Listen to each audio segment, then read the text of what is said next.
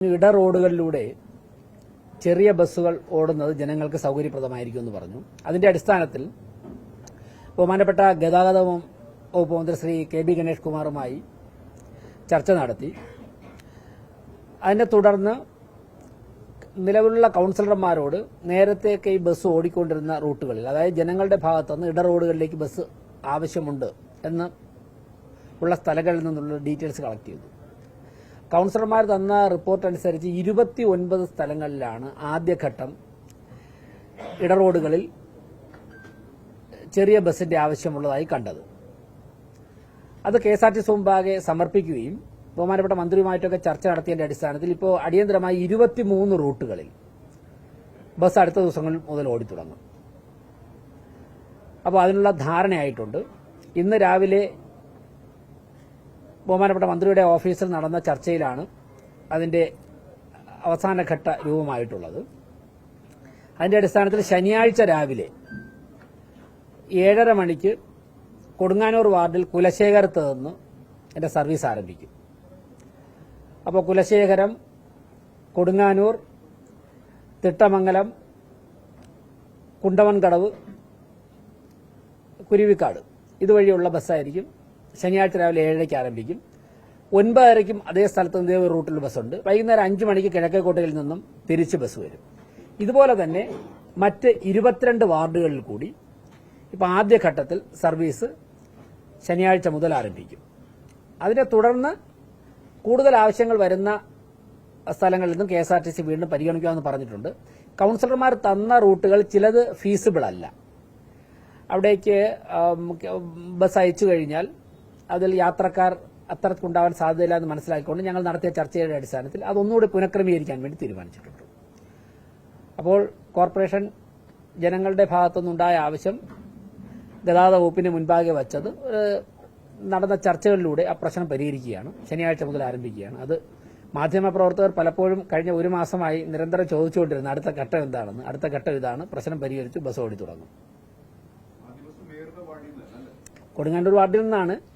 അവിടെ നിന്ന് ആണ് ഇപ്പോൾ എല്ലാ ബസ്സുകൾ ഏറെക്കുറെ എല്ലാം അന്നൊക്കെ തന്നെ സർവീസ് ആരംഭിക്കും. ഇന്ന് നാളെയുമായിട്ട് നടക്കുന്ന ചർച്ചയിൽ ഇതിപ്പോൾ കൺഫേം ആയിട്ടുണ്ട്.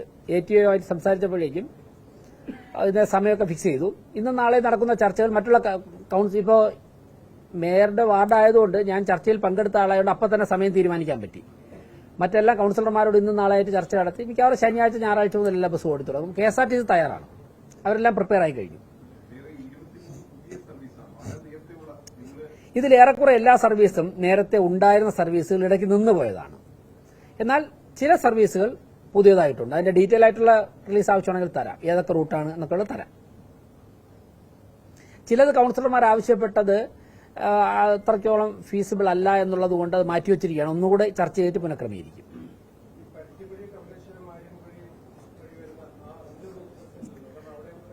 അത് ഇതിൽ വരുന്നുണ്ട്. ഇതെല്ലാം കൌൺസിലർമാരുടെ നിർദ്ദേശം ആവശ്യപ്രകാരമാണ്. എന്തേ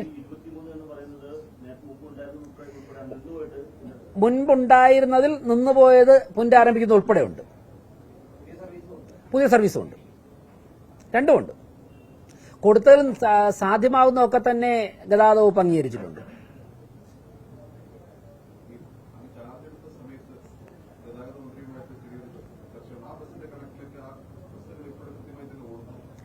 ഏതാണ് അത് മനസ്സിലായില്ല, ചോദ്യം മനസ്സിലായില്ല. അല്ല, ഞാനത് പറഞ്ഞത് ആകെ വാങ്ങിയ ബസ്സുകളുടെ എണ്ണമാണല്ലോ പറഞ്ഞത്. അതിപ്പോഴും ഓടുന്നുണ്ട്. അതിന്റെ ഇപ്പം ഏതെങ്കിലും വാഹനങ്ങൾ എന്തെങ്കിലും കംപ്ലൈന്റ് എന്ന് പറഞ്ഞിട്ടുണ്ടെങ്കിൽ KSRTC അതിന്റെ കണക്കറിയാവുള്ളൂ. വാങ്ങിയതിന്റെ കണക്കാണ് ഞങ്ങൾ ഇവിടുത്തെ എഗ്രിമെന്റ്. അതാണ് ഞാൻ പറഞ്ഞത്. അത് ഇപ്പോഴും ഓടുന്നുണ്ടെന്നാണ് മനസ്സിലാക്കുന്നത്. അല്ലല്ല, അതിൽ നിന്നാണ് 23 റൂട്ടുകൾ ആദ്യഘട്ടത്തിൽ ആരംഭിക്കുന്നത്.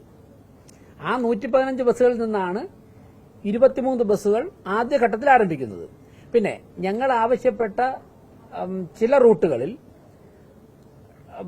ഇലക്ട്രിക് ബസ്സല്ല ഡീസൽ ബസ്സാണ് അനുയോജ്യമെന്ന് KSRTC കണ്ടെത്തിയിട്ടുണ്ട്. അങ്ങനെയുള്ള 1-2 റൂട്ടുകൾ അത്തരത്തിലുള്ള ബസ്സാണ് അയക്കുന്നത്.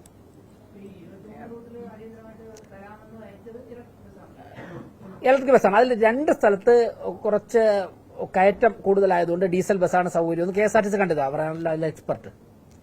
എനിവേ 23 റൂട്ടുകൾ ശനിയാഴ്ച മുതൽ ആരംഭിക്കും.